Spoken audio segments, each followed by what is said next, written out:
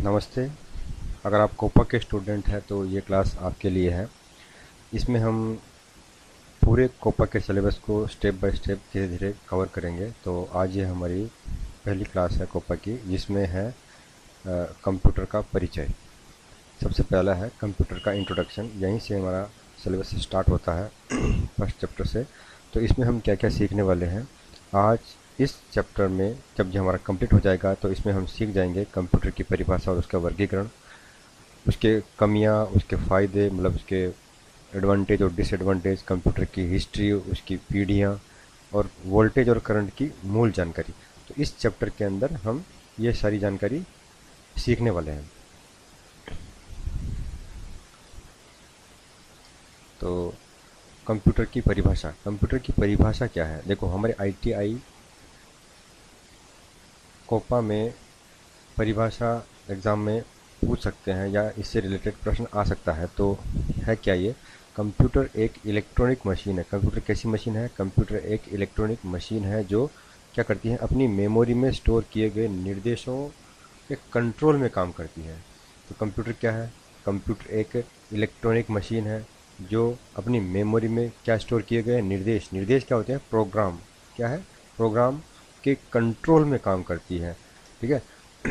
और क्या करती है? उनके कंट्रोल में आउटपुट दे सकती है और उस आउटपुट को भविष्य के लिए इस्तेमाल करने के लिए नतीजों को स्टोर भी कर सकती है। देखो, उसकी मेमोरी के अंदर जो प्रोग्राम स्टोर है उन्हीं के कंट्रोल में काम करती है और उन्हीं के कंट्रोल में काम करते हुए वो आउटपुट देती है और उस आउटपुट को भविष्य में उपयोग करने के लिए क्या कर सकती है? स्टोर कर सकती है। तो परिभाषा क्या हुई? कंप्यूटर एक इलेक्ट्रॉनिक मशीन है जो अपनी मेमोरी में स्टोर किए गए निर्देशों के कंट्रोल में काम करती है। यह इनपुट ले सकती है तथा नियमों के अनुसार डेटा पर प्रोसेस कर सकती है और नतीजे यानी कि रिजल्ट को क्या कर सकती है? दे सकती है और भविष्य के लिए उन्हें स्टोर भी कर सकती है। यानी कि कंप्यूटर तकनीकी रूप से एक क्या है? प्रोग्रामेबल मशीन है। कैसी मशीन है? प्रोग्रामेबल मशीन है। इसमें जो निर्देश हैं ये प्रोग्राम है, तो ये प्रोग्रामेबल मशीन है। इसका मतलब है कि यह है प्रोग्राम किए गए निर्देशों की लिस्ट को चला सकती है और दिए गए निर्देश का प्रतिक्रिया दे सकती है। देखो, सबसे पहले कंप्यूटर है। कंप्यूटर के अंदर क्या है? सीपीयू। सीपीयू के अंदर इसमें जो है कंप्यूटर, इसमें मेमोरी है, सीपीयू है। तो इसमें क्या है? एक मेमोरी है, रैम और रोम, जिसे हम बोलते हैं प्राथमिक मेमोरी। इस प्राथमिक मेमोरी के अंदर क्या है? सेकेंडरी मेमोरी के अंदर क्या है? तो इसमें है प्रोग्राम, निर्देश। और जो कंप्यूटर काम करता है वो इन निर्देशों के अनुसार ही काम करता है। जब हम इसे इनपुट देते हैं, मतलब इसमें कोई डाटा देते हैं, तब वो क्या होता है? सीपीयू के द्वारा इसमें प्रोसेस किया जाता है और प्रोसेस होने के बाद वही डाटा हमें मिलता है परिणाम के रूप में, यानी कि आउटपुट के रूप में। और इसी आउटपुट को ये कंप्यूटर भविष्य के लिए क्या कर सकता है? स्टोर कर सकता है। किसमें? वापस मेमोरी में स्टोर कर सकता है।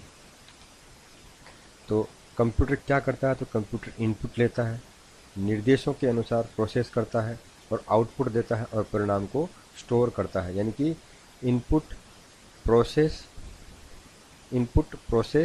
आउटपुट और स्टोर। इनपुट, प्रोसेस, आउटपुट और स्टोर का काम ये करता है।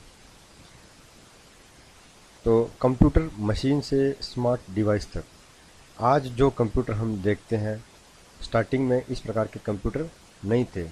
ठीक है। उस टाइम धीरे धीरे इन कंप्यूटरों का क्या हुआ है? विकास हुआ है। तो इसी को हम देखते हैं आगे। देखो, कंप्यूटर का इतिहास।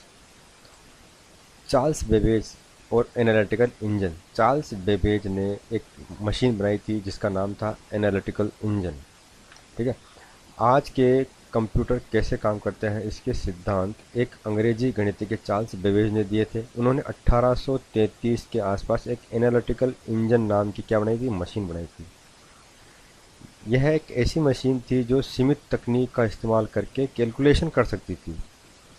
ये एनालिटिकल इंजन एक ऐसी मशीन थी जो किसका उपयोग करती थी? तकनीक का उपयोग करके, सीमित तकनीक का उपयोग करके कैलकुलेशन कर सकती थी और फंक्शन की टेबल को प्रिंट कर सकती थी। कैलकुलेशन कर सकती थी और फंक्शन की टेबल को प्रिंट कर सकती थी। एनालिटिकल इंजन के 4 हिस्से थे। कितने हिस्से थे एनालिटिकल इंजन के? तो 4 हिस्से थे। पहला हिस्सा था मिल, मिल। अब ये मिल जो था ना, ये क्या करता था, कैलकुलेशन वाला हिस्सा था। यानी कि आज हमारे पास जो सीपीयू है ना, ये सीपीयू का कॉन्सेप्ट मिल से लिया गया है, ये समझ लीजिए। तो उस एनालिटिकल इंजन में प्रोसेस का काम कौन करता था, मिल करता था। ठीक है। स्टोर, स्टोर जहाँ पर जानकारी क्या करती थी, रिकॉर्ड रखी जाती थी, यानी कि आज की मेमोरी। उस टाइम इसमें क्या थी, स्टोर था। रीडर, रीडर जिसमें जिसमें हम क्या लगाते थे, उसमें पंच कार्ड का इस्तेमाल किया जाता था और डेटा को डाला जाता था। मतलब ये रीडर जो था ना, ये इनपुट डिवाइस थी, जैसे आज कीबोर्ड है। और लास्ट था इसका प्रिंटर, जो प्रिंट करता था।